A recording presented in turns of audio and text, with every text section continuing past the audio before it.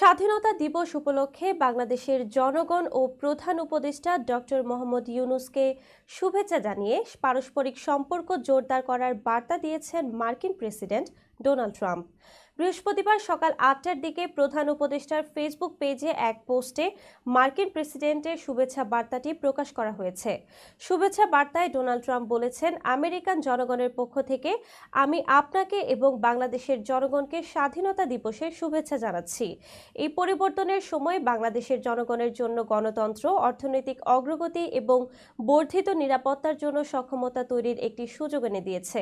Trump বলেছেন, আসন্ন এই গুরুত্বপূর্ণ বছরে আমাদের অংশীদারিত্ব অব্যাহত রাখার জন্য মার্কিন যুক্তরাষ্ট্র উন্মুখ।